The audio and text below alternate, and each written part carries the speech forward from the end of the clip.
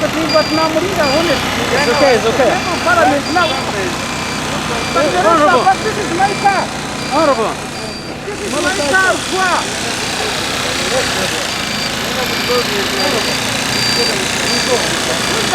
This is my car. I'm disabled. This is my car. I have the right. I'm not a visitor.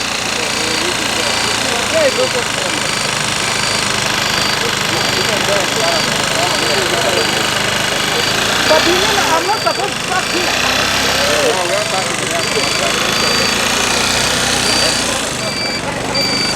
I can no longer afford the fuel prices have escalated.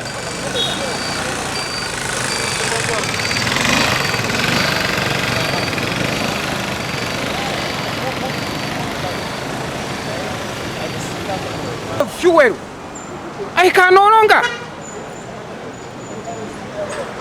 longer. This is my, and I will be riding it every day.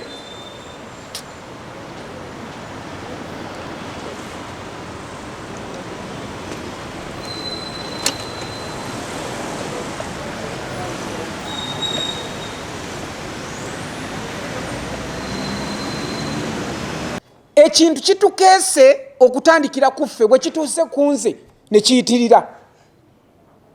Era olwaleero nsazeewo okutandika okutambuza buno obupiki bw'abayindi obuyitibwa bwa skunta.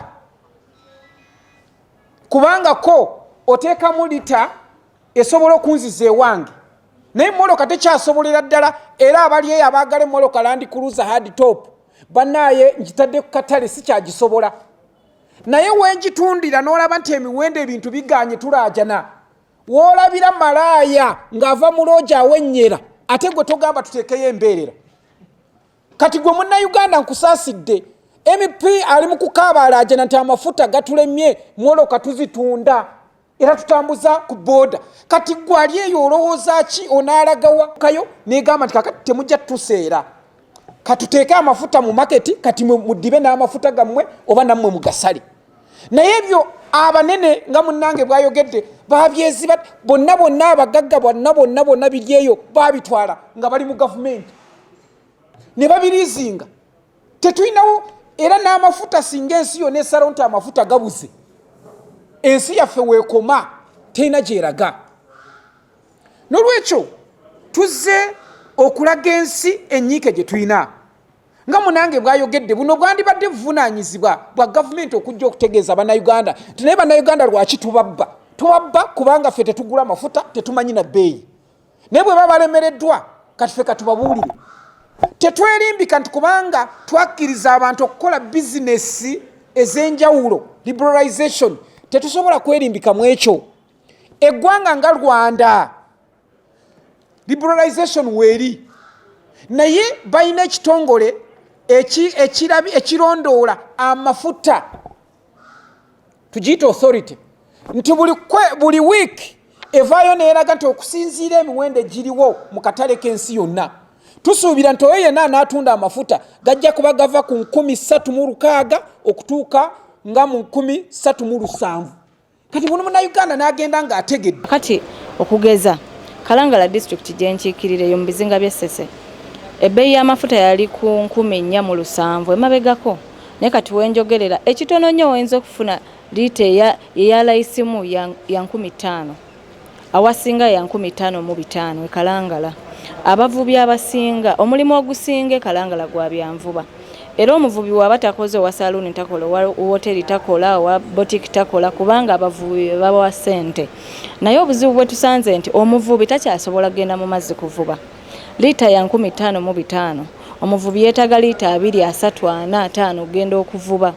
Bw'okubisaamu nga luli yali ya 4,500 kakati ya 5,500 olwo 1,000 lulamba. Ezo ssente ziba mpitirivu nnyo ku muvubi. Oluusi agenda mu mazzi ne yeebambula, oluusi agenda mu mazzi n'atafunayo wadde 10, so n'atafunayo wadde empuuta oba engege, n'aba ng'aviiriddemu awo kyokka nga ataddemu amafuta kati atega bbeeyi. N'ebintu ebirala ng'amatooke, fe amatooke ebizinga ebimu tebiina we balima mmere, muwogo, lumonde, balina amatooke ago oba emmere kugireeta okuva e Kasenyi, okuva e Lambo, okuva e Masaka okutuuka mu bizinga.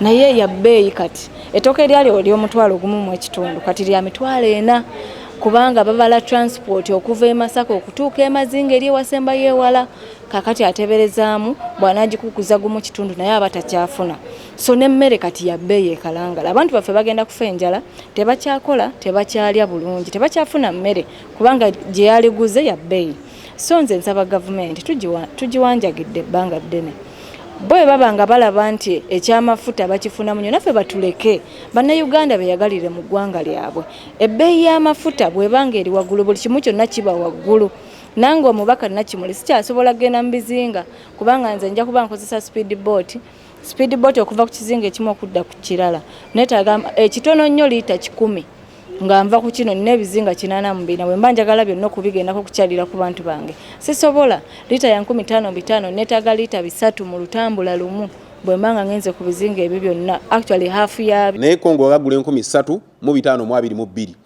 kitegeeza ffe tusingako Congo siringisi 1,007 ku bbeeyi naye nga gayita wano gavumenti we yakolera ensobi nti n'ebintu bye yali tayina kwejjako kuwa bantu bakola business yabyejjako okugeza nga amafuta kubanga amafuta we gabanga gali waggulu mu bbeeyi buli kintu kigenda kirinnya kubanga atwala sukali eruweru atwala omunnyo alinnyisa kubanga amafuta ga bbeeyi kakati n'oli atunda omunnyo naye n'agulinnyisa kubanga naye agusobodde bbeeyi kati kino ekintu kiggwera mu muntu waffe oli asooka wansi era yakosebwa kubanga bino byonna yalina okubisasula naye ng'eggwanga laffe libadde struggling ne covid ensonga ey'okubiri wendowooza gavumenti we yakola ensobi ey'amaanyi nti ate abanene b'omu gavumenti ate be bali mu bizinesi zino ez'amaanyi ng'amafuta sukaali munnyo sabbuuni ezo bizinesi abanene b'omu ggwanga baazesigaliza emabegako wali sukaali yalinnya n'atuuka ne ku mutwalo tugenda okuwulira nti omu ku banene ba gavumenti yasasula efakitole za sukaali naga nti buli sukaali yenna afuluma nze mmuguze kati sukaali n'abula mu katale ye n'atandika okuta sukaali mu bbeeyi ye gye yali ayagala kakati ne kati tulowooza nti abanene mu gavumenti bateekwa okubanga amafuta basazeewo bagasibe bagasubudde gonna agajja kakati be basalawo bbeeyi